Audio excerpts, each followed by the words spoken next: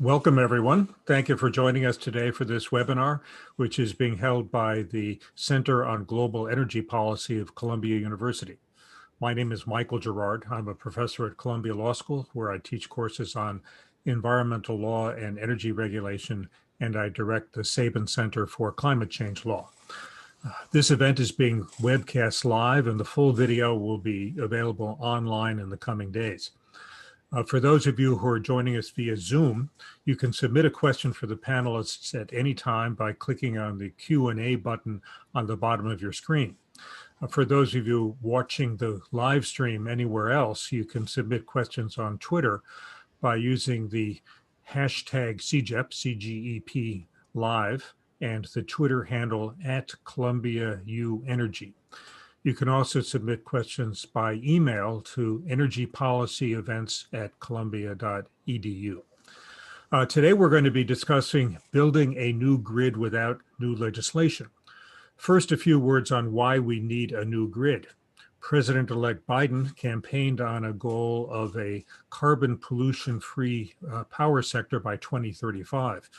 The U.S. power sector is now 38% carbon-free, about half from renewables and half from nuclear.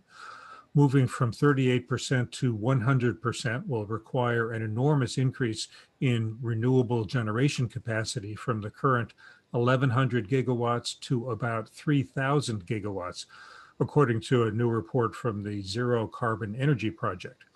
Much of this new generation will be in areas that are far from where the power is needed, so the massive program of renewables construction will have to be accompanied by a massive program of new transmission.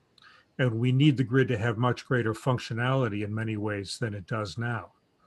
First, I'd like to call on Dr. Melissa Lott to give some welcoming remarks. Melissa is a senior research scholar at CGEP, where she leads the Power Sector and Renewables Research Initiative.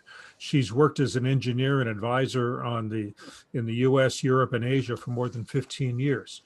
She specializes in technology and policy research, working to increase our understanding of the impacts of our energy system on air pollution and public health. Melissa, I'll turn it over to you.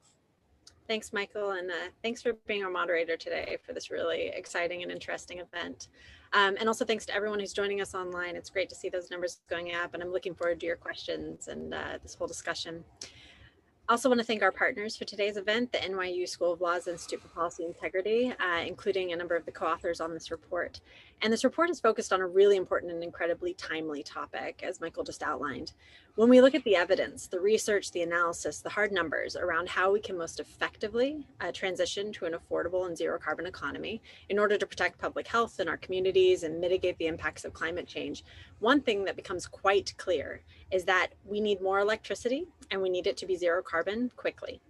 And if we look at zero carbon electricity being the backbone of a net zero economy, if we look at that future, what also becomes clear is that the rapid transformation that we're already undergoing in the power sector needs to accelerate. And when we look at those technologies that we need on board, sure, they're on the supply side. On the supply side, we need firm dispatchable power plants, we need energy storage, and we need rapidly increasing amounts of renewable electricity. But we also need that backbone to be robust and flexible, and that backbone is the power grid.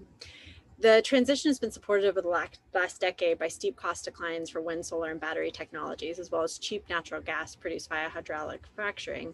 But when we look at the investments, as this paper that's being released tomorrow by the Center on Global Energy Policy and NYU, when we look at the investments that have been made in our grid, they have been quite lagging.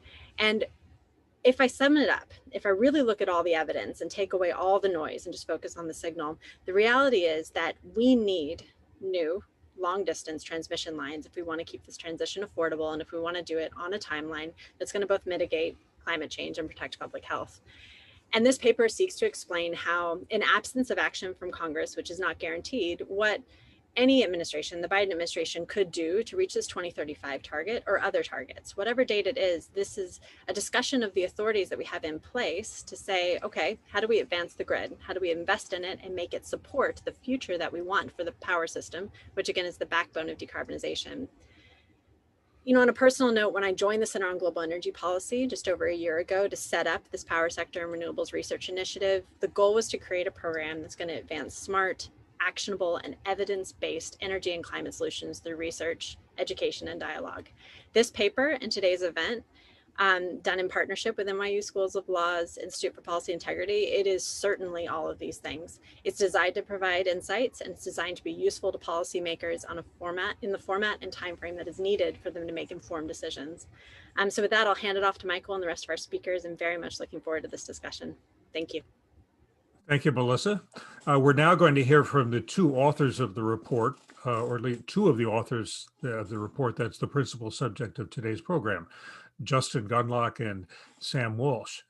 Justin Gunlock is a senior attorney at the Institute for Policy Integrity at NYU Law School, where his work focuses on energy and climate policy. Before joining Policy Integrity, he was a member of the policy development team at the New York State Energy Research and Development Authority, NYSERDA, a staff attorney working with me at the Sabin Center for Climate Change Law, a staff attorney and teaching fellow at Georgetown Law School's Environmental Litigation Clinic, and an associate at Crowell and Moring. He's published widely on energy and environmental law and policy with a particular focus on climate change. Sam Walsh is a partner at Harris, Wiltshire, and Granis LLP, focusing his practice on representing energy sector clients before federal and state agencies and in the federal courts. Until December of 2016, Sam served as Deputy General Counsel for Energy Policy at the Department of Energy, where he was responsible for legal matters related to the department's electric, fossil energy, and civilian nuclear programs. Prior to his government service, Sam was a member of the energy regulatory practice at a major international law firm based in Washington, where he represented a diverse range of clients before FERC and the Department of Energy. So now I'll turn it over to Justin and Sam. Well, thanks so much, Michael. And first of all, we would like to say a huge thank you to CJEP and especially to Dr. Melissa Lott for making this event a reality and for assembling an absolute murderer's row of great panelists today. We'd also like to thank quickly NYU's Institute for Policy Integrity, which among other things has supported this paper from the beginning and has shown the great judgment to have employed all three of my fantastic co-authors at least some point during the development of this paper. And on that point, I want to note that there are four of us that wrote this paper, but only two of us who are going to be presenting it here today. Avi Zevin and Isabel Carey are not presenting, but between them are responsible for certainly more than half of the good ideas in this paper and probably none of the mistakes. So you're stuck with me and Justin. And back to the folks at CJEP for a moment. Among the other great pieces of advice that they provided for us from Melissa and her colleague Matt Robinson was that we should hold this event now in December rather than October, which is what we had initially proposed. And as it happens, holding the event now is perfect timing. President-elect Biden is going to enter office in just over a month. He has declared confronting the climate crisis a top priority of his administration, and rightfully so. But he is going to need to advance that priority in a highly constrained legislative environment.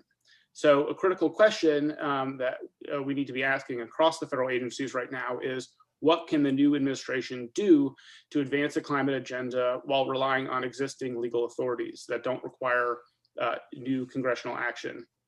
And that's what this paper is about. We decided to write this paper because we kept encountering knowledgeable people in our field working in energy and climate policy who know, that accept the premise that long distance high voltage transmission lines are critical to meeting our climate goals, but who nevertheless have resigned themselves to the notion that there's nothing the federal government can do. And this view, which is conventional wisdom, I guess, in some quarters, is that the transmission authorities added by Congress in the Energy Policy Act of 2005 have been gutted by the courts, and therefore that the only hope now is through new legislation. But the argument of our paper is that this conventional wisdom is wrong. We argue that the backstop siting authority contained in section 1221 of EPAct 2005 and the third-party partnership authority provided in section 1222 both remain viable, and that there are things the new administration can and should do to advance their use. Now, we have no illusions that this will be easy. These authorities are far from perfect, and the new administration will need to defend their use before a judiciary that is increasingly wary of these types of government initiatives. But our argument is that in the absence of a legislative solution, or while we wait for a legislative solution, perhaps optimistically, the administration should make as much progress as it possibly can using these existing authorities.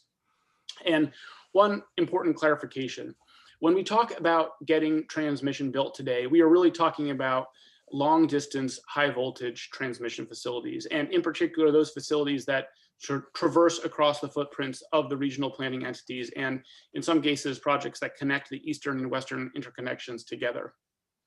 There actually has been quite a bit of transmission investment over the past decade, but the overwhelming share of it has gone to facilities designated as local projects or reliability projects in the order 1,000 planning processes, and have been built by incumbent utilities. So these are fundamentally smaller projects that cover less ground.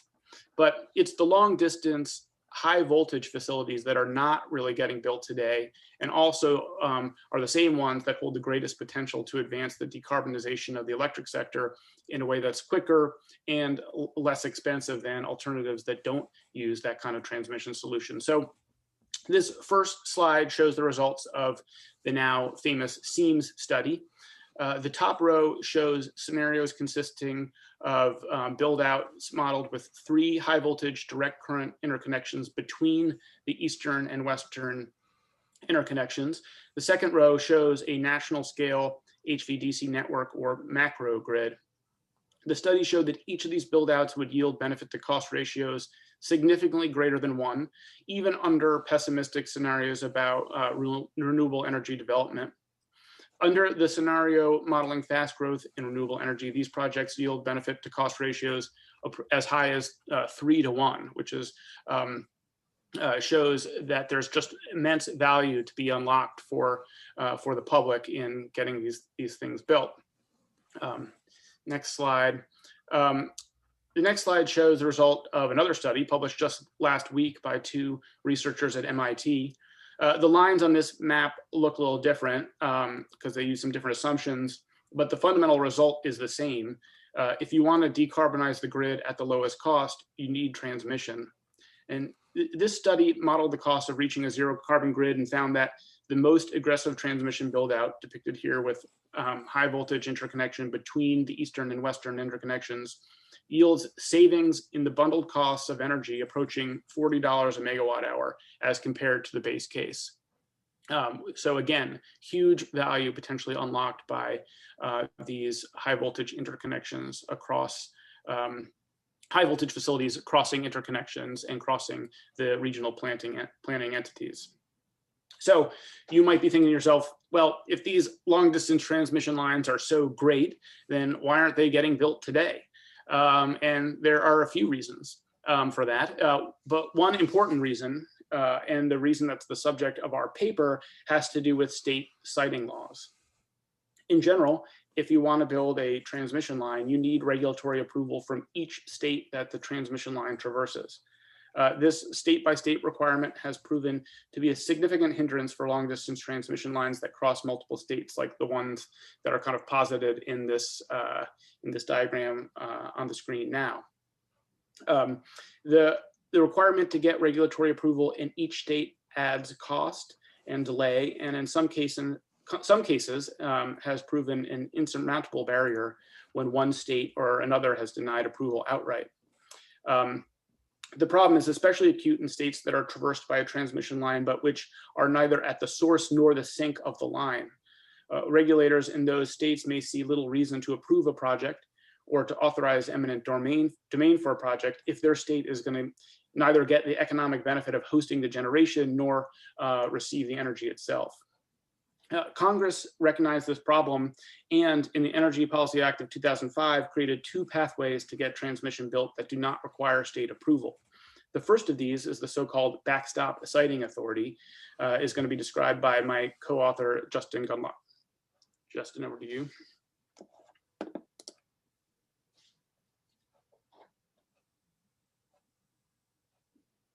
Thanks, Sam. All right. Yes, as Sam mentioned, I'm going to cover one of the three types of authority that we highlight in our paper, and one of two that we're going to talk about today before turning the mic back to Sam to talk about the other one. I'll be discussing the federal siting authority provided for in Section 216. As Sam mentioned, Congress created this authority in 2005. Basically, it empowers FERC to step in and permit construction of a transmission project where a state agency would not do so. But it only empowers FERC to do this in particular circumstances. As you can see on the slide, there are two key features of Section 216. The first directs DOE to designate national interest energy transmission corridors in appropriate locations. And the second gives FERC backstop permitting authority within those corridors, meaning that there and only there, FERC can displace a state's permitting authority. I'm going to introduce each of these, note how they have fared so far, and also mention how we think DOE and FERC could apply them now. I am not going to talk through all of our recommendations about Section 216 or the other authorities, but I encourage you to take a look at the table on pages 10 and 11 of our paper, which I believe is going to be released today, not tomorrow, but today. That table lists all 20 recommendations that appear in the paper. About half of those relate to Section 216. So Section 216A is the one that governs transmission corridors. It directs DOE to conduct studies of electric transmission congestion and to do so in consultation with affected states. It also directs DOE to issue one or more reports that may designate, don't have to, one or more transmission corridors.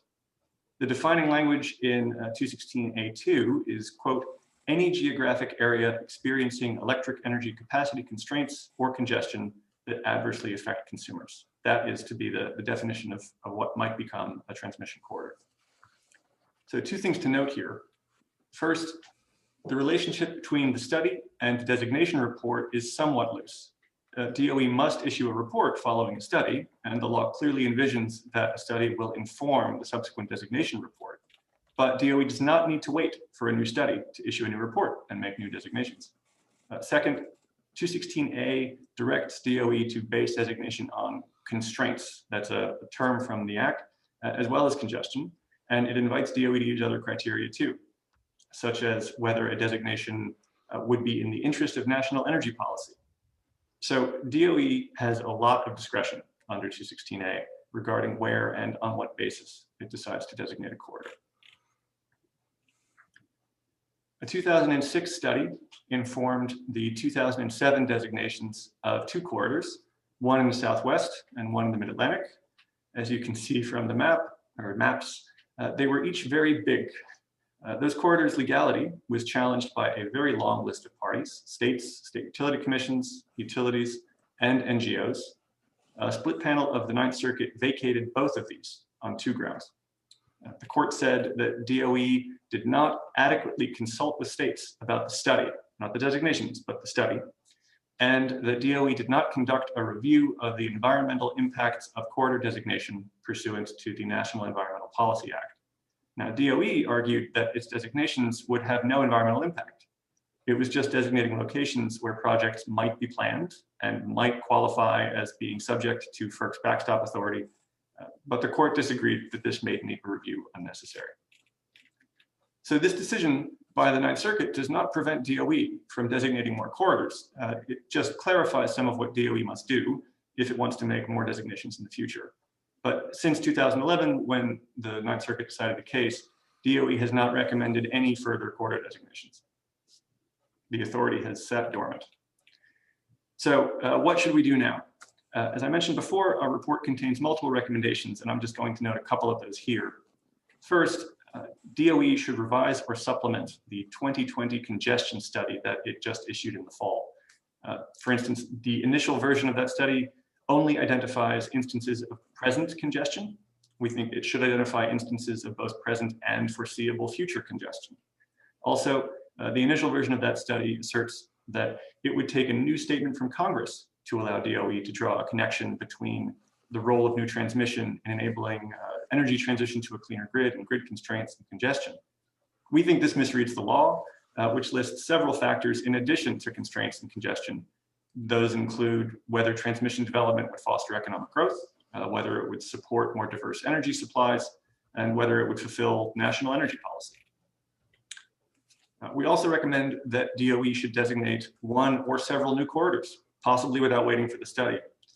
When doing so, DOE should prioritize corridors that would connect large, constrained, renewable resources or potential to load, and recognizing that even just designating an area can make parties with an interest there nervous, we think DOE should try to confine its corridor designations in contrast to the two from 2007 to avoid a groundswell of opposition in locations where it's unlikely that you're actually going to see a project proposed or built. And in a similar vein, and recognizing the items highlighted by the Ninth Circuit's decision, we recommend that DOE pursue an unmistakably meaningful consultation with states. So cross all the T's, dot all the I's. We also recommend that DOE and FERC at least consider delegating the task of corridor designation to FERC. This is a bit sticky, and others might discuss it today, but for now, I'll just throw out that teaser. Moving on to section 216B, which governs backstop siting authority. If a project is to be located in a designated corridor and it meets the statutory criteria, then FERC can take over from a state the task of deciding whether to permit that project. The two sets of criteria that guide FERC in this are listed on page 23 of our report. So as soon as that hits the internet, you can flip to page 23. Threshold criteria are capacious and they are not especially contentious. For instance, one is that a project must be consistent with the public interest, and another is that the project would reduce congestion and benefit consumers. So there are lots of ways that a project might do those things. Some of the state inaction criteria, however, are contentious, especially the one that the Piedmont decision focused on.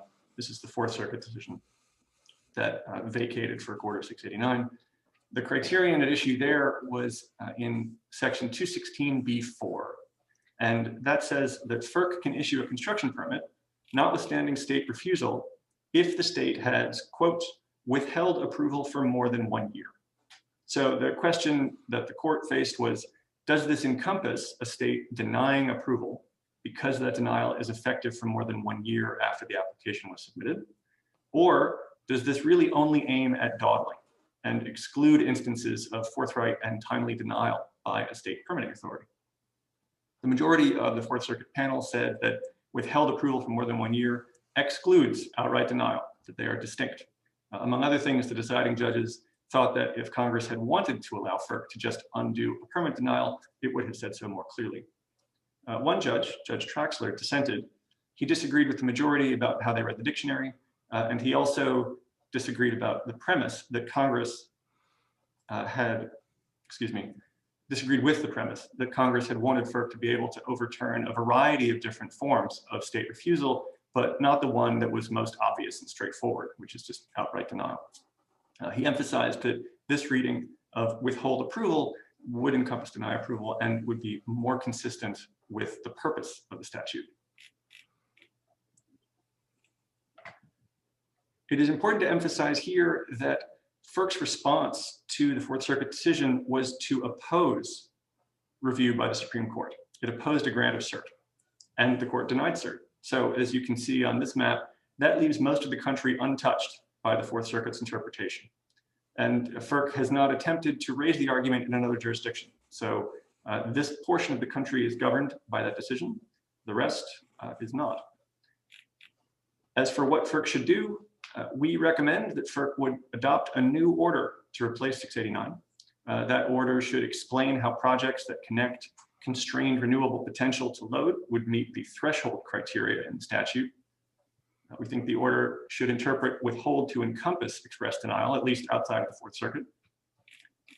We recommend that the order allow permit applicants to begin the pre-filing process with FERC even before FERC makes a determination about whether it will use its backstop authority or leave the state process undisturbed. So this is a parallel filing by the project developer so that when the developer files for a permit with state authorities, it should also be allowed to go ahead and begin filing with FERC, whatever would be required if FERC were to ultimately be the authority that decided the project. And we also recommend that the order would encourage developers to seek federal siting whenever state regulatory requirements seem to match the other state inaction criteria listed in 216B. With that, I'm going to turn it back to Sam. All right, thank you, Justin. So next I'm going to talk about Section 1222 of EPAct 2005. And Section 1222 works on a very different kind of model. The Backstop Siting Authority is sort of a traditional regulatory model where the applicant, if they get the permit, has the authority to build the project, to overcome state law, and to use eminent domain if necessary. Section 1222 is where the developer can partner with the federal government and specifically with the Western Area Power Administration or the Southwestern Power Administration within the Department of Energy in the development and ownership of new transmission lines. And Section 1222 allows a transmission project to avoid the need for state siting approval because the project effectively becomes a federal project by virtue of its joint federal ownership, and is therefore, has the advantage of federal sovereign immunity with respect to state law. So the history of Section 1222 in practice is that DOE first put out an RFI seeking interest in 1222 back in 2010. The only project to advance in the process with DOE was the Clean Lines Plains and Eastern project, which is the subject of Russell Gold's book Superpower, which is a great read, and I recommend it. That's also a little map of that project is on the screen now. It was going to run 700 miles from the Oklahoma Panhandle to Tennessee. It would have enabled the delivery of roughly 4,000 megawatts of wind power from the best wind resource area in the country, i.e. the Panhandle region of Oklahoma and Texas, to the TVA service territory where it could access markets in the Southeast that don't have as good wind resources. And as you can see in this map, the Clean Line Plains and Eastern project was to go through Arkansas. And Arkansas denied Clean Line a permit. And so without DOE's participation through Section 1222, the project would not have had a path forward. After several years of environmental review, DOE decided to participate with Clean Line in this project. It announced its decision in the spring of 2016. It put out a lengthy explanation for its reasons for doing so, and also published the agreement that it had reached with Clean Line, which kind of delineated the terms of their joint participation. And under that agreement, it's important to point out that Clean Line had agreed to pay all the costs of the project. And so, the Department of Energy didn't have to pay anything. And in fact, Clean Line had agreed to commit a slice of their project revenues to a fund that would help pay for capital expenditures on federal hydropower facilities that were badly underfunded. After the department issued its decision, it was sued by a group of Arkansas landowners, and DOE won that case, decided by federal district court in Arkansas. The case is called Downwind LLC. And most notably, the landowners challenged a fundamental aspect of DOE's reading of the statute. They argued that Section 1222 does not shield transmission projects from the need to obtain state siting authority. The court rejected that argument. It sided with DOE's explanation and held that nothing in Section 1222 changes the basic fact that the federal government is immune to state laws. And thus, so long as the federal agency is the one owning the transmission lines under Section 1222, the project does not need state approval. Ultimately, however, and for those of you who are reading Superpower, this is a spoiler alert, the project did not succeed. And there were two reasons why. First, the project ran into problems at TVA. As I mentioned, the project was to interconnect in the TVA service territory, and a critical part of the business case was that TVA would sign up for at least some of the energy coming over the line. But despite being offered rock bottom prices on delivered energy, ultimately TVA chose not to sign up. Second, and I think relatedly, towards the end of 2017, the Trump administration ultimately pulled out of the deal. So I think that even if TVA had signed up, there was a pretty good chance that the project wouldn't have been able to go forward anyway. So what do we make of this experience? Well, To me, there's no question that getting a project done under Section 1222 would be very difficult. But there are reasons to conclude it could be easier this time around. And why do we think that? And basically, it's because the DOE has already had the experience of doing this kind of project once. For one, DOE has already done the work of interpreting the statute, applying the statute to a particular project, and having that interpretation upheld in court. Now, the district court's decision in Downwind LLC wouldn't be binding precedent on future courts, but it would be helpful, and it would give both DOE and applicants some confidence that the program stands on solid legal footing. Second, DOE and Clean Line already negotiated a massive agreement for how their joint participation would work in a project like this, and that agreement is now in the public domain. So future Section 1222 agreements, they wouldn't need to use the same agreement again, but it provides a template to work from. And I think from a developer's point of view at the beginning of the process, shed some light on what participation may look like at the end of the day, and might lend some confidence. So we think that Section 1222 is worth trying again, given the massive challenge that we all face, and the incoming administration's ambition with respect to countering the climate crisis. This is something that we need to try. And so the paper recommends that DOE issue a new RFI soliciting interest in Section 1222. And that the RFI proposed some streamlined procedures that would allow the environmental review for projects that apply to begin more quickly.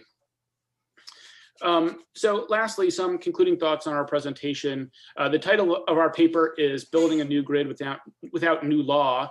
But the truth is we've only covered one slice of what the new administration will need to think about if it wants to get new transmission built.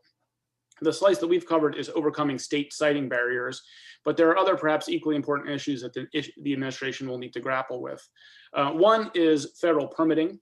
Long distance transmission lines, particularly in the Western United States, will typically traverse at least some federal lands and will need use permits from the resource agencies and will need to go through NEPA review.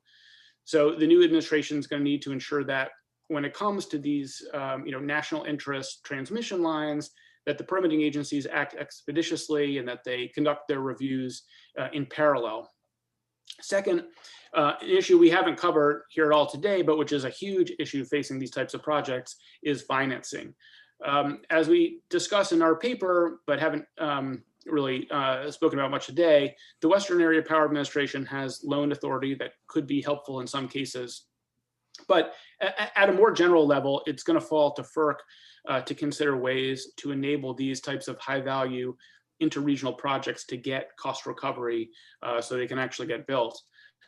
Order 1000 required the regional planning entities to consider interregional projects, but all these years later, not a single interregional project has been built through Order 1000.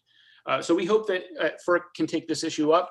And we also think that there's a potential nexus between what we've talked about today and Order 1000 reform.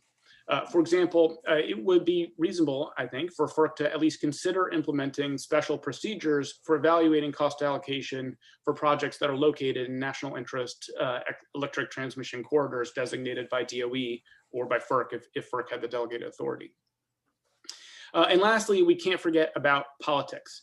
So in a moment, we're going to hear from a panel consisting entirely of folks that have operated at the very highest level of where politics and transmission policy intersect. And I'm curious about what they have to say on this topic. I'll venture one thought, which is that if the new administration is going to make these transmission authorities work, it's going to need to embrace a much more proactive and less reactive style of politics when it comes to transmission development. I think one thing that means is driving home in their messaging that these projects are going to reduce greenhouse gas emissions, that they're critical to decarbonizing the grid. I think that's something that experts understand, but that the public may not understand in general. And second, the administration needs to really drive home that these projects are going to create jobs. President-elect Biden has said that when he thinks about climate change, he thinks about jobs. Well, these transmission projects create a lot of jobs, and there are things the federal government can do to ensure that they're good jobs. The federal government can require that these projects pay prevailing wage, can require that they proceed using project labor agreements. So the administration can think strategically from the beginning about the durable political coalitions that can see these projects across the finish line. So that concludes our presentation, and I think we're gonna I guess I kick it back to Michael, who's gonna introduce our esteemed panel. Right. Thank you, Sam and Justin. So the report is actually being issued today. Links to it have been put in the chat and on the Zoom and are going up by Twitter and are going to be on the CJEP website. Many ways you can get it. We're now going to hear from 4 very distinguished experts in the energy field with their thoughts on the report. I'll introduce each one before he or she speaks.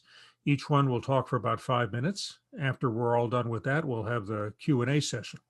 Once again, for those of you joining via Zoom, you can submit a question for the panelists at any time by clicking on the Q&A button at the bottom of your screen.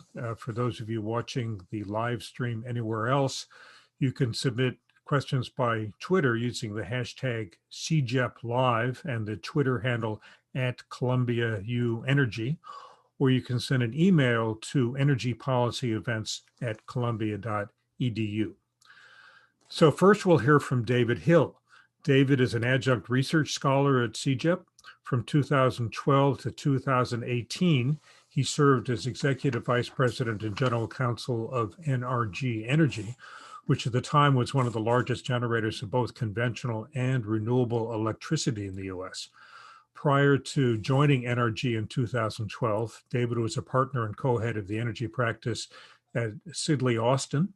From 2005 to 2009, he served as general counsel of the U.S. Department of Energy, and for 3 years before that was DOE's deputy general counsel for energy policy. Over to you, David.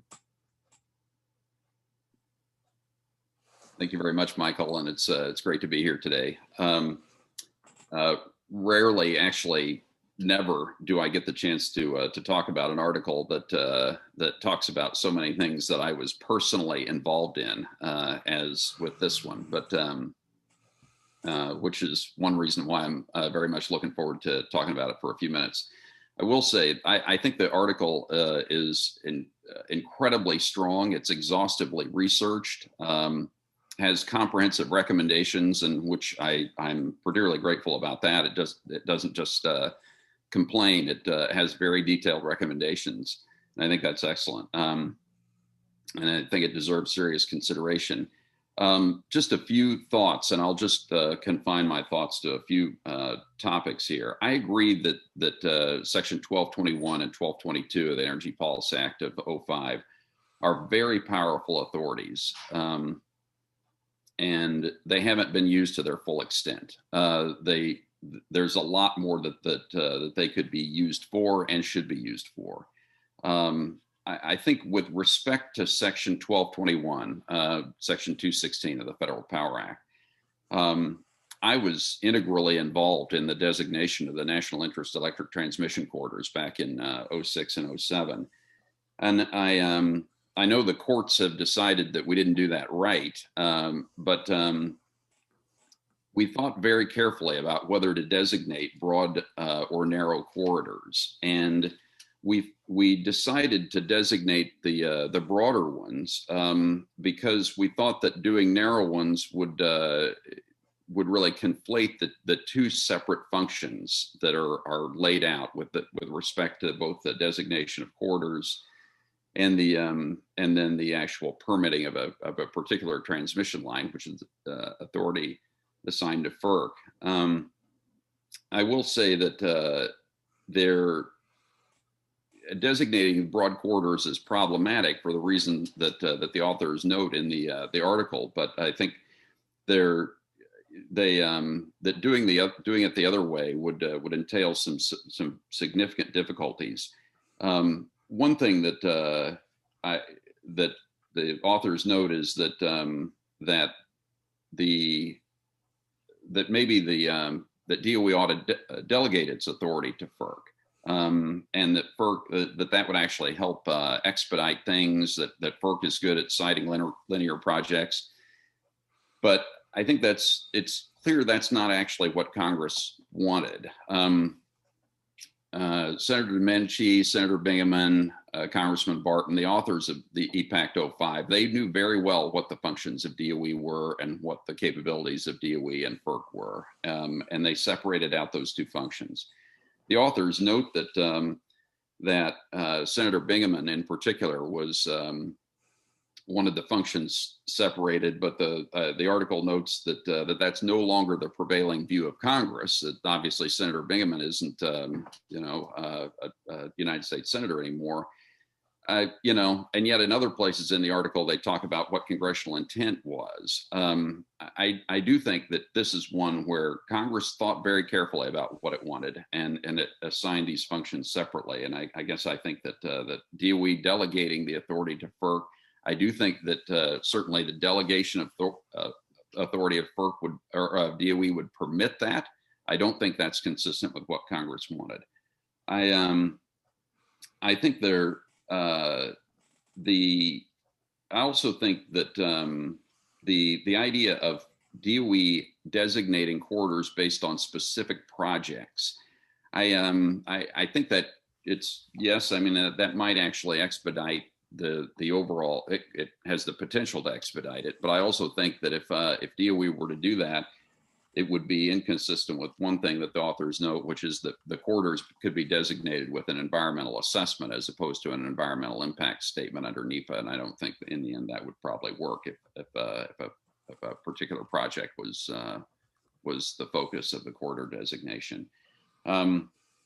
I will note that I think that both the cases that are discussed in the article, California Wilderness and Piedmont Environmental Council that deal with Section 216 were wrongly decided by the U.S. Courts of Appeals, and I fully agree with what the authors note about the idea of non-acquiescence in with FERC's action.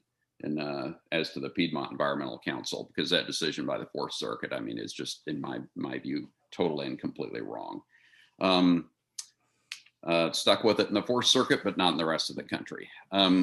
One final comment, and I realize I'm already over my 5 minutes, Michael, but one other thing I'll note on the Section 1222, the authorities of the Power Marketing Administrations, that's a very powerful legal authority, modeled on the successful experience with Path 15 out in California.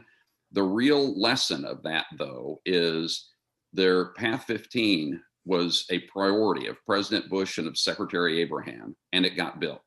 They pushed it forward, and that line was in service by 2004. And that the main constraint in using 1222 is not legal authority. The legal authority is incredibly strong. And when I was actually representing Clean Line Energy Partners and trying to talk DOE into using that authority for the Plains and Eastern project, the legal authority is incredibly strong. It comes down to political will. It also comes down to actually getting through the NEPA process quickly, which took 3 years in the context of the Plains and Eastern project, and the entire NEPA process, in my view, needs to actually be expedited. So glad to answer questions later, but thank you again for the opportunity to talk today. Thanks very much, David. Our next speaker is Cheryl LaFleur. Cheryl is currently a distinguished visiting fellow at the Center on Global Energy Policy and also a member of the board of directors of the Independent System Operator of New England. Previously, she was one of the longest serving commissioners on FERC. She was nominated by President Obama in 2010 and again in 2014. She served as chair in 2014, 2015, plus 2 stints as acting chair, and was a member of FERC until August of 2019. Before that, Cheryl had more than 20 years experience as a leader in the electric and natural gas industries, including service as executive vice president and acting CEO of National Grid USA. Cheryl. Thank you very much, Michael. Happy to be here. I feel like I'm part of the double act with David, since he was at DOE and I was at FERC when a lot of the events discussed in the paper took place. I certainly agree that more long distance, high voltage transmission is needed to connect location constrained renewable generations to population centers if we're going to come close to utilizing the potential the US has for renewable energy. And I also agree and have seen close up many times that state siting and permitting authority, coupled with the influence of incumbent utilities that may oppose new lines coming through their territory, have been a major barrier to long distance transmission across multiple states. I was not at FERC when Piedmont was decided by the Fourth Circuit. I got there in the immediate aftermath. I was there when the Ninth Circuit delivered the second half of the 1-2 punch with the California Wilderness case. And I would say when that case came down, it kind of took the wind out of our sails of whatever we were trying to do about Piedmont. And since that time, I have definitely been part of the conventional wisdom. I have testified in Congress more than once that Congress should rewrite Section 216 to restore effective FERC backstop siting authority. So you can see how effective that has been. Given the unlikelihood of congressional action, I think this paper could not be more timely.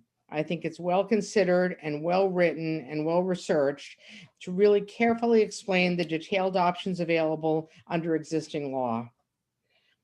I believe that Piedmont was wrongly decided and does not comport with the legislative history or the intent of the law. I think if FERC reissued regulations on backstop siting and recreated the transmission siting department they had stood up in the projects group at the time of the original law and tried to find another test case outside the Fourth Circuit, it could be a slow path to resolution, but it could help a lot in the long run. Assuming that FERC was able to establish the possibility of effective backstop authority, I think that could have a significant effect in helping interstate transmission get sited and constructed. Not just when the authority was actually used. I think the mere threat of FERC having the authority to come in and cite something as a backstop could encourage states to come together to find acceptable sites and help get lines built. I do think, however, that FERC backstop authority would not be a silver bullet. As the article notes, both Clean Line and DOE, as far as I can see, did everything in conformance with Section 1222 with respect to the Plains and Eastern project, and were not derailed by anything in the law, but by political opposition at the state and at the federal level, especially Senator Alexander.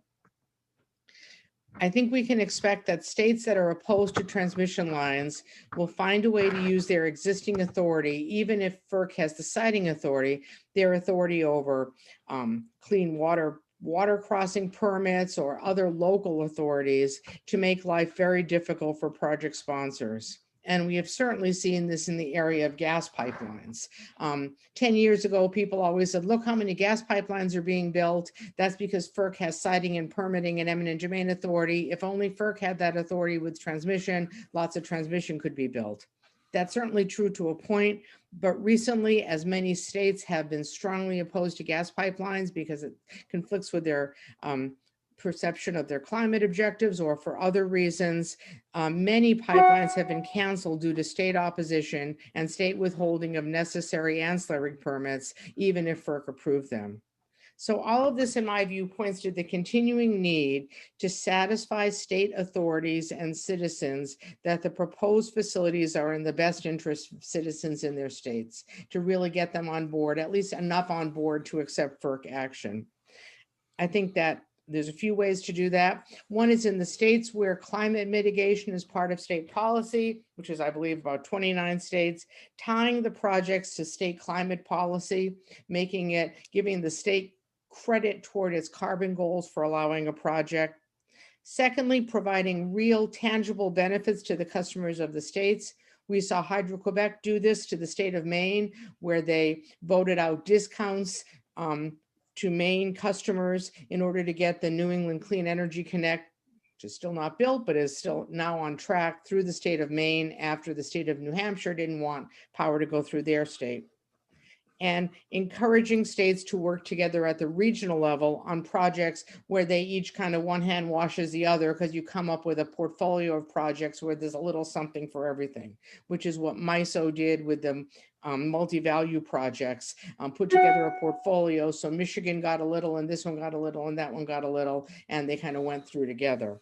Not easy to do, particularly with these monster HVDC projects, hard to kind of portfolio them with something of equal value. So that leads, I feel like I should say a couple words about Order 1000.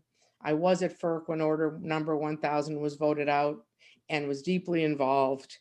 The concept was that it would require regional planning and ex-ante cost allocation, and that planning had to consider transmission that was for public policy purposes, such as to connect renewables.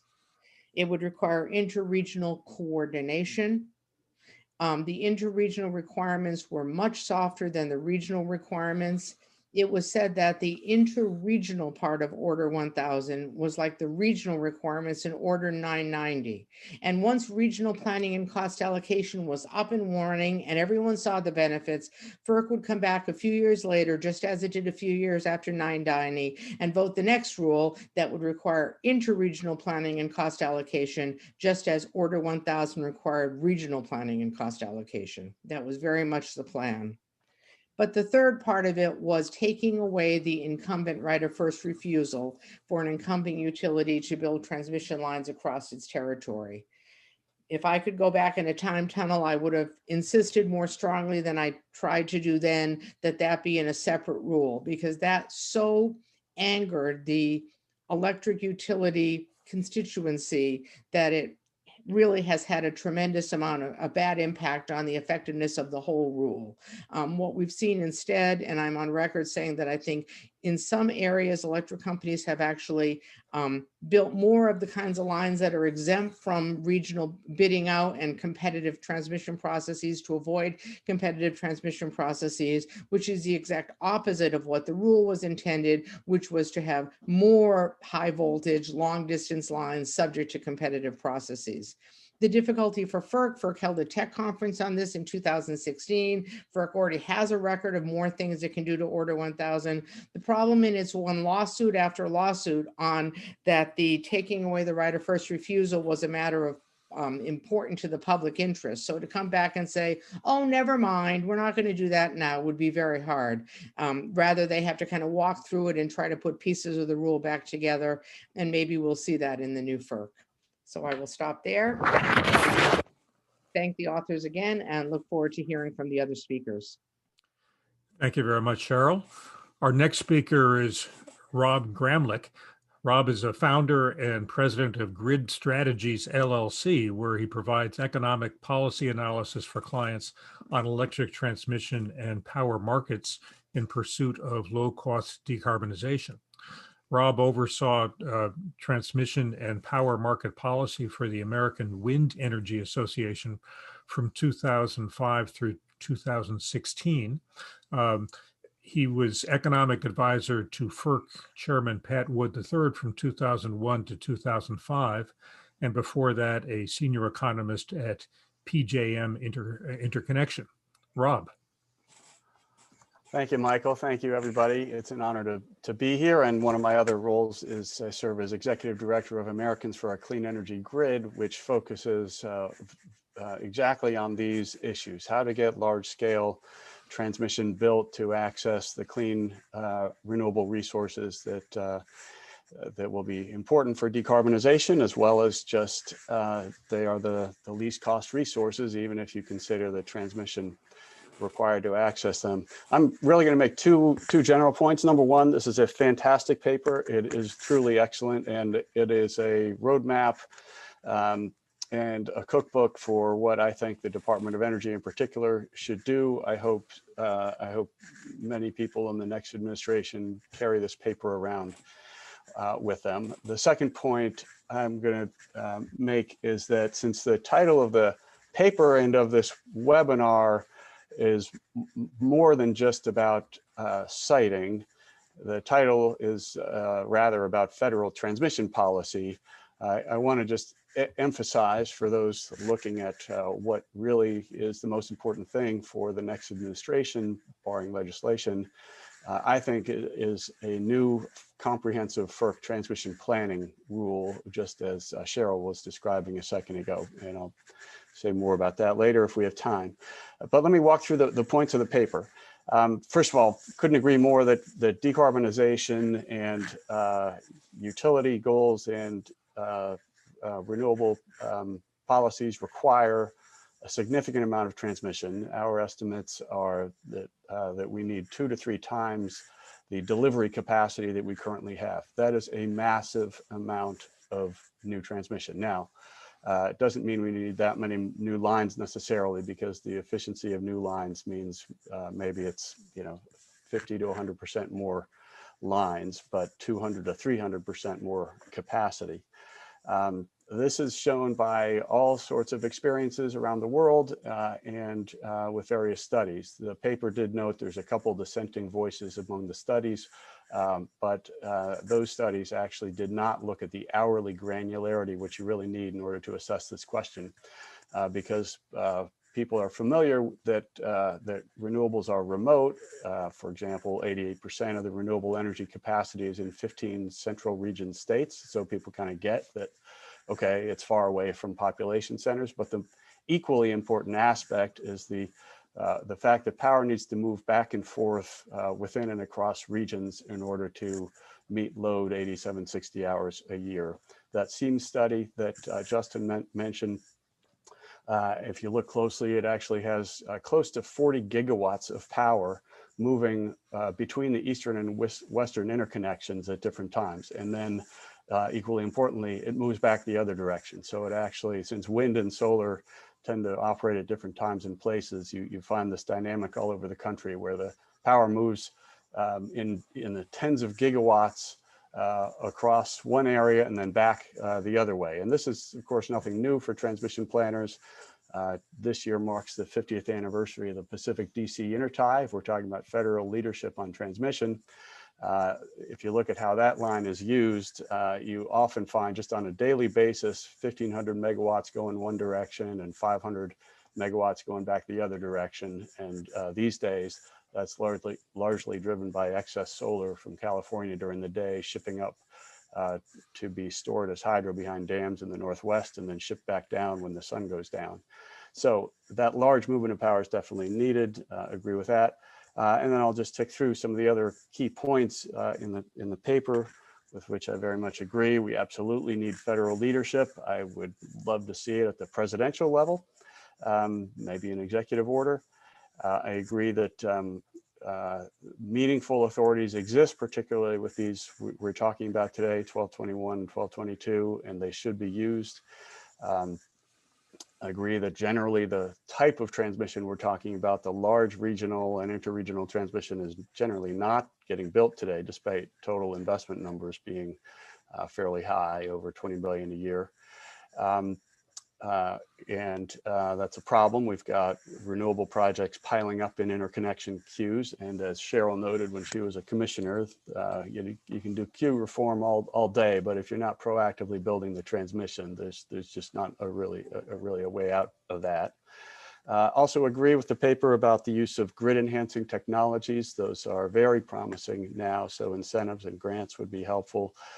We can use existing corridors more. I agree with the legal interpretations of these provisions, though I'm the only non-lawyer I think here, so don't ask me about that. But I did have the pleasure of working with a number of lawyers over the years on these issues: Gene Grace, Jim Hecker, Joe Kelleher, and what I'm reading here is consistent with what I've always heard. And I think I'm out of time. Definitely agree that power marketing administrations could be leaders here and should be, and I hope they will be.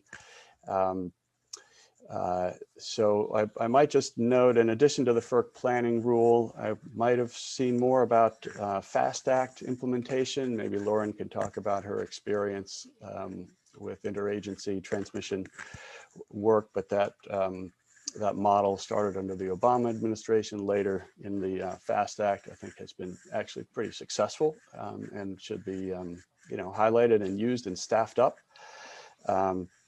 And the one thing I would quibble with in terms of the implementation of these authorities, and maybe we can talk about this, is whether it would be wise for DOE to do this sort of proactive designation of these corridors right up front, as opposed to sort of staffing up, clarifying authorities, both DOE and FERC, and then being ready for applications from developers to say, hey, look, I've got these choke points. Here's how my project fits the 1221 criteria. I think my own preference would be for that approach, because it usually does come down to choke points, and the political opposition generated by sort of proactive, generic, broad designations, I think might be a headache that nobody really needs. So I'll leave it at that, Michael, and turn it to you. Thanks very much, Rob. Our final speaker before the Q&A period is Lauren Azar. She provides legal and consulting services in the electric industry, providing business, regulatory, and policy advice, as well as project development and permitting. Among other things, she's currently assisting utilities to develop a path to deep decarbonization and working within the footprint of the Midwestern Independent System Operator, MISO, to improve transmission planning and cost allocation.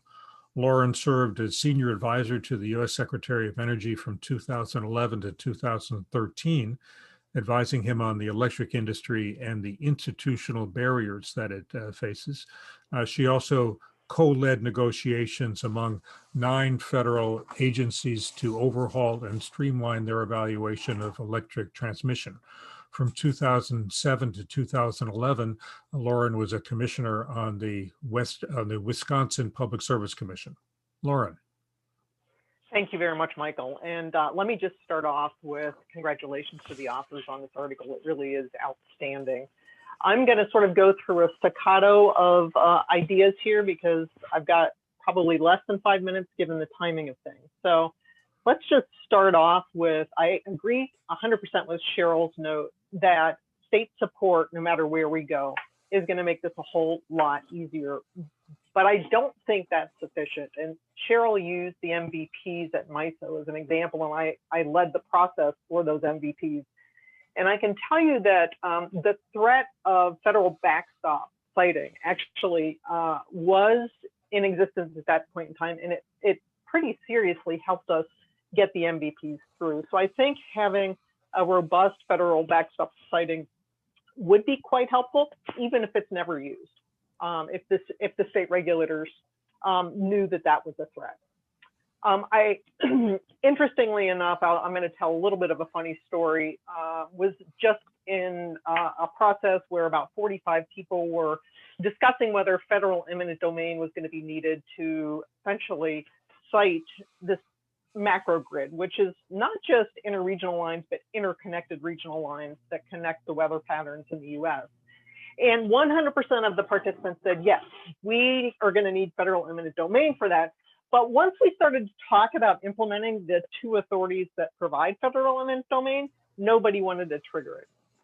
So I think that just underscores the political difficulties of actually using federal eminent domain. As I think almost everybody said here, the power marketing administrations could be an incredibly useful way to get this done quickly. It will not be easy. And as noted in the article, the most critical component is to make sure that the PMA's preference customers are not at all impacted by the implementation of, for instance, the Section 1222 authorities or the Transmission Infrastructure Program at WAPA. And in fact, as the article notes, the beauty of the Plains and Eastern project is that they actually agreed to provide 2% of their revenues to essentially drive down the rates of the preference customers. So not only were the preference customers not harmed, they were benefited by the Plains and Eastern project. Nevertheless, I can tell you it's difficult to get traction at the PMAs because of the preference customers, because of the congressional delegation's powers, and because of powers within the DOE. The Department of Energy is decidedly not a regulatory agency. And they actually are the regulators of the PMAs. And so that's a muscle that they need to essentially strengthen, is how to work with the PMAs so that the PMAs are indeed using their congressional given authorities for the national good. Let's see. The one last thing I wanted to talk about, and Rob referenced this, I think besides the citing challenges that the article is about, one of the key problems we have right now, and Cheryl also referred to this, is the weak nexus between the parties who would like to develop a national transmission plan and those who could actually get built. Right now, we've got a lot of people actually doing conceptual designs for a national grid.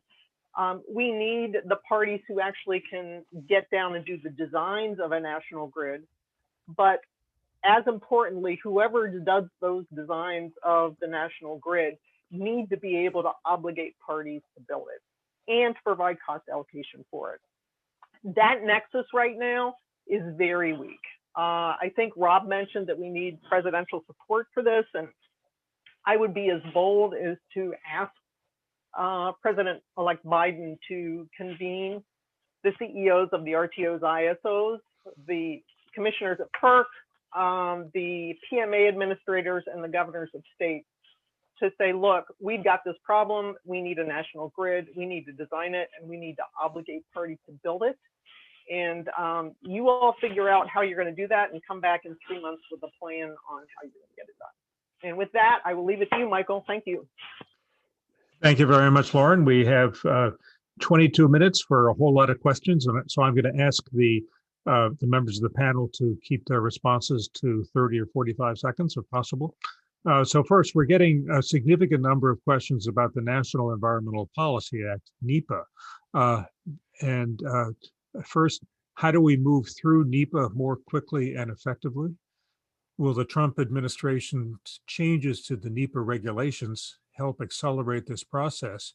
And how could NEPA be further reformed by the Biden administration to accelerate the building out of the grid? Who would like to start with that? I think I probably can. I led 9 federal agencies on streamlining the federal NEPA process over those agencies specifically for transmission.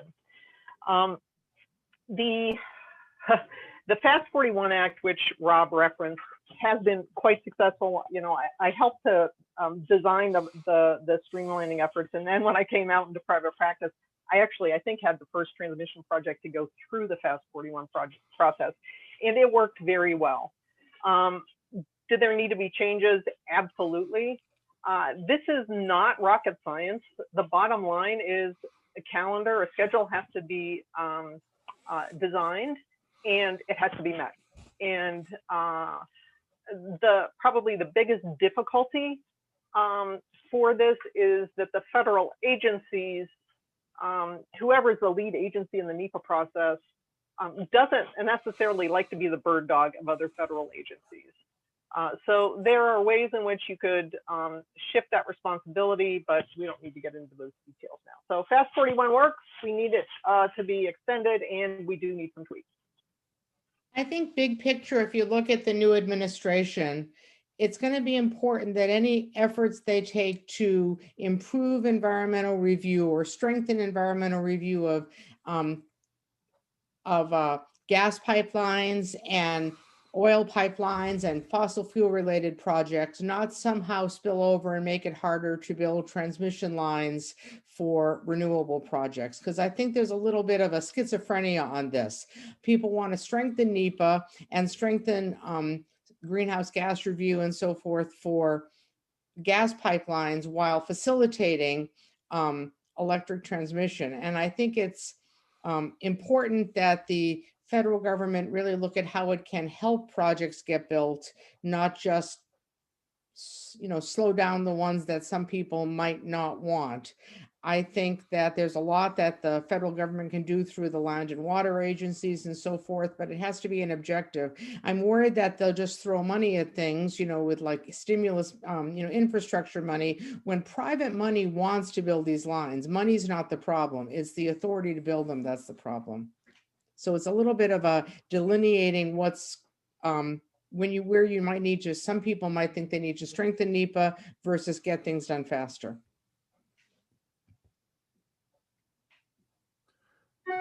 Anyone else want to comment on the NEPA issue? Michael, I will just throw in I can't resist but to comment on this. I completely agree with what Lauren and Cheryl said. I think there is a real risk that in terms of the reaction being that everything that the Trump administration has done on NEPA needs to be thrown out the door, that some of the NEPA reforms, that the new administration might well throw out things having to do with NEPA reforms that will really backfire when it comes to building new transmission. And they need to think long and hard about some of the NEPA reforms that were done and save a lot of them, in my view. I think there is that NEPA is something where you look at as we mentioned it, and as is noted in the article, it was 3 years on the Clean Line Plains and Eastern project, and DOE is certainly an agency that knows how to do complicated NEPA analysis. It does this on a lot of the environmental cleanup projects. It has an expert staff about NEPA, and even at that, it took 3 years. And then you have litigation coming after it. So it's my view is a very strong need for reform in that area. Great, thank you. We've received a significant number of questions about technologies, many of them focusing on undergrounding and on offshore wind. So I'd like to ask, do EPAct 1222 and Section 216 provide guidance or opportunity for other electricity infrastructure that serves the power sector, for example, CO2 or hydrogen pipelines? And as a related matter, does moving transmission lines underground make sense in any parts of the U.S.? Would this help improve the efficiency of the system or reduce opposition? And can these authorities support the integration of offshore wind? I'll start if you want. I do not think that those laws relate to moving hydrogen or moving carbon dioxide. The Federal Power Act is pretty confined to transporting electricity. You'd have to look at the Interstate Commerce Act possibly, or others for more, and I'd have to look back at it to see if it covers more than just oil pipelines and railroads, but that has, I think, more plenary interstate authority than the Federal Power Act. I do think that the siting authorities that the article talks about could be applied to underground transmission, and for HVDC, the cost premium of undergrounding is not as high as for AC transmission. So I think that could certainly be part of a FERC backstop approval or a 1222 approval. And I also think it could be applied to offshore wind, not so much for a specific interconnection for one project, but if there was a need for more of an offshore grid as they have in Europe. So one point that we make in the paper is that Section 1222 has to date not had any appropriated funds to back it. I think that if they see interest in this program, DOE should work with Congress to try and get some appropriated funds. And one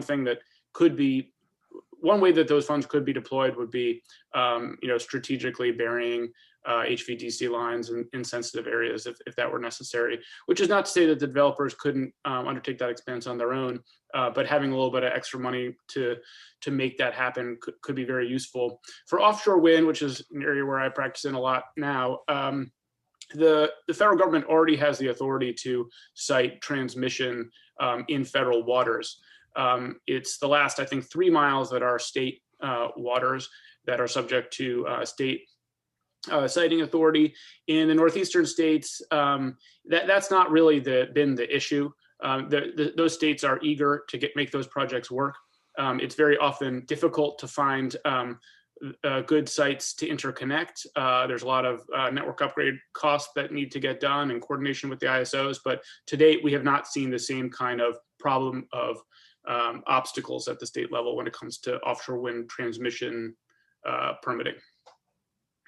One thing I will note on that, Michael, is that I don't know how the cost of undergrounding high voltage transmission lines compares to the overhead lines today. I do know that when I was at DOE, I asked Steve Wright, the administrator of the Bonneville Power Administration, about that once, and the number, this was back in 07 or 08, it was dramatically higher.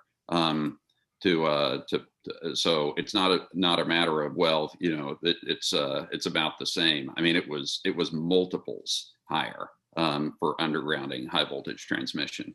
And I think too, and going back to the comment that I think Cheryl mentioned, having to do with we do have to keep in mind, it's not as if, you know, natural gas pipelines are underground. I mean, it's not exactly like those are without opposition. So I think burying lines, yeah, I mean, they're not overhead, but it's not like that's in my view, probably going to significantly mitigate opposition in a number of these landowner cases. Thank you. We've received a large number of questions from the audience about speed, that is the speed of infrastructure buildouts. If we follow suggestions in the report, could projects like Clean Line be successfully built? And if we're optimistic, how quickly could they be built? Also, can ERCOT in Texas help us by building more transmission lines and then allowing for more exports? And what about existing rights of way? Could we use those to speed things up? Well, I can start. There are actually quite a lot of planned lines around the country that are pretty much ready to go. So, I think if there is congressional consideration of an infrastructure bill or some type of stimulus, since I would think many people would be interested in infrastructure that helps with climate purposes, I think transmission should be eligible for that. And the old shovel-ready standard from the Recovery Act actually would include a lot of transmission around the country that is well through the permitting process. I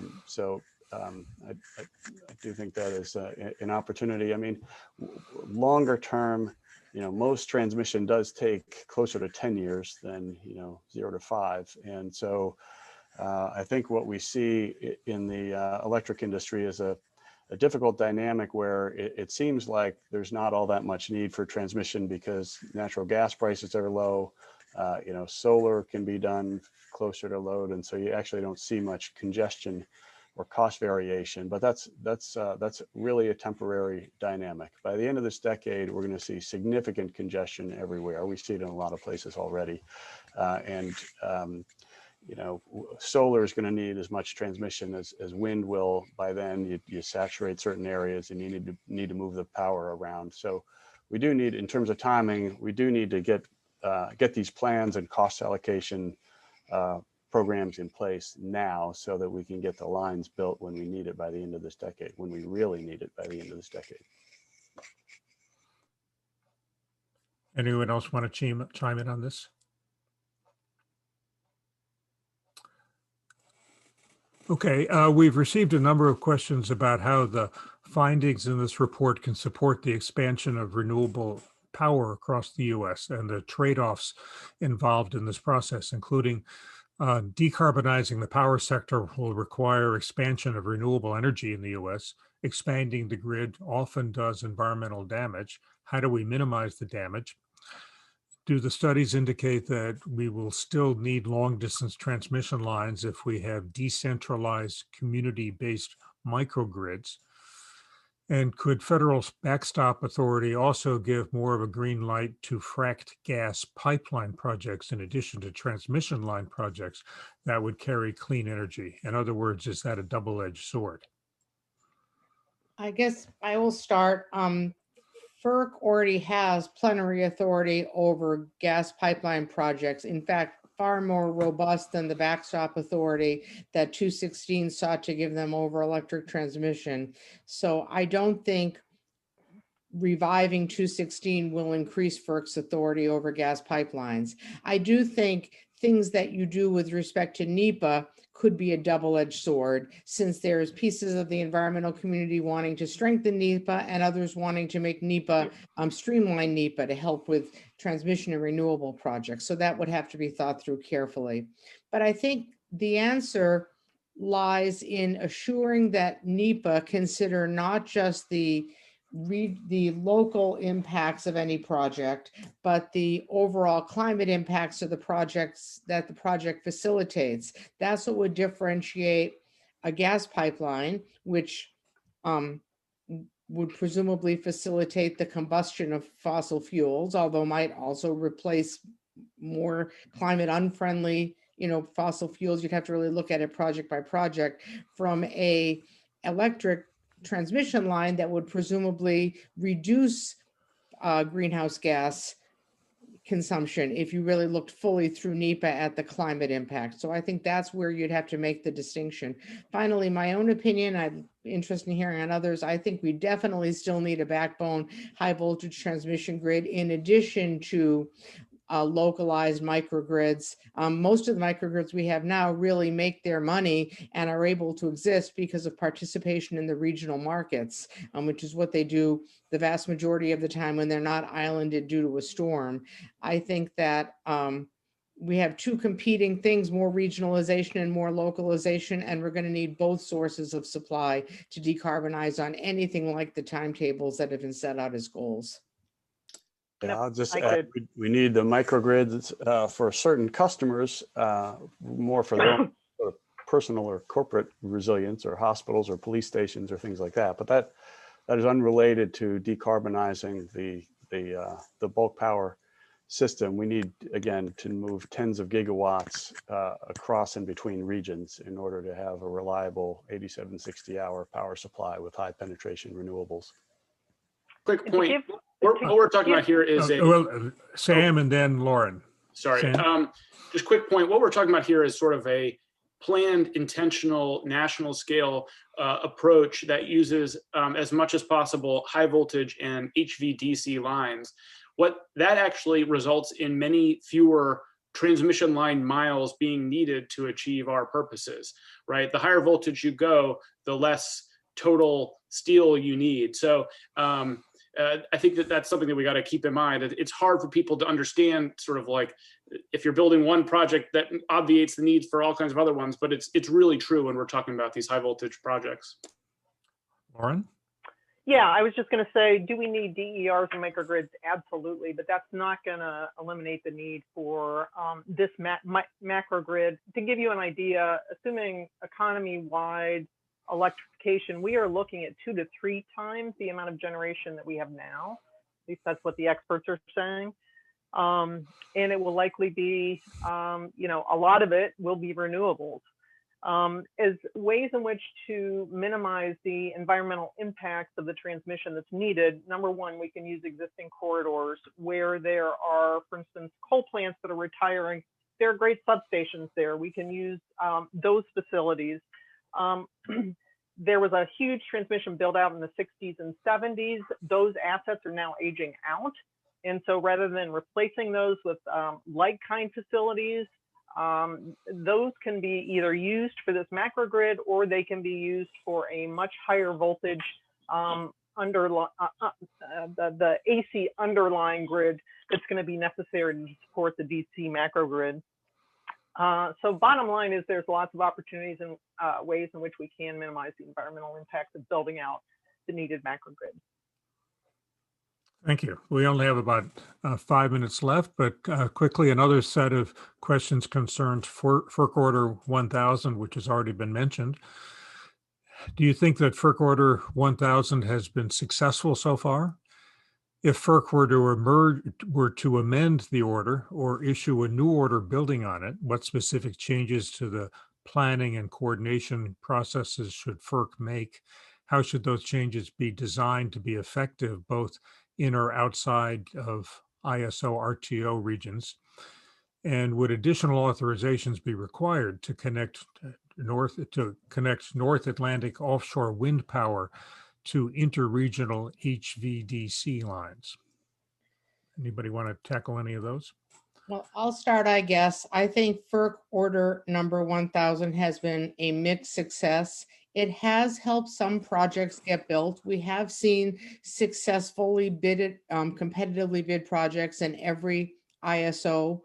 We have seen, for example, the building of transmission in the New York ISO that was enabled by the cost allocation processes that were put out in order number 1000. So it has been somewhat of a success in the intra-regional transmission space. I think, as I said earlier, the opposition to the competitive bidding and the removal of the right of first refusal has hampered the success of order number 1000. Just to pick up on something Lauren said, under order number 1000, if you replace a facility like for like, you don't have to bid it out. But if you replace a bunch of little facilities with a big new thing, you do have to bid it out. So incumbents have a tendency to like things they don't have to bid out. So that's been a problem. I think FERC should do continue what's the record that was built way back in 2016 by building more of a record, really looking at what happens in each region, and probably doing a set of surgical things to the regional planning and then taking a broader look at interregional. But that's just a one sentence answer. I think there's plenty to work on. I don't think they can entirely solve the right of first refusal barriers, but I think they can look at ways to amend that to make some of these projects happen better. Yeah, I agree with that very much. And again, it will soon have been 10 years since Order 1000. And I don't look at it as just sort of fixing Order 1000. I think if you can look back at Order 888, 2000, 890, and 1000, you see a series over 25 years of increasing attempts to regionalize by FERC. Some of the various provisions worked, some didn't work as well, but we've got a large gap between where we need to be and where we are. It's time, if not over time, to improve on what's in place now. I can't disagree with Cheryl on the ROFR aspect of that, but in terms of what it should do, the most important thing I think is just plan for the future. I mean, turn the headlights on and incorporate what everybody already knows about the evolving resource mix. You can see it in utilities goals, in state policies, in corporate customers' purchases, and yet regional transmission planning processes around the country are operating completely oblivious to all that information. And it should just be incorporated, just like we incorporate load growth and estimate other factors when we quote unquote plan other things.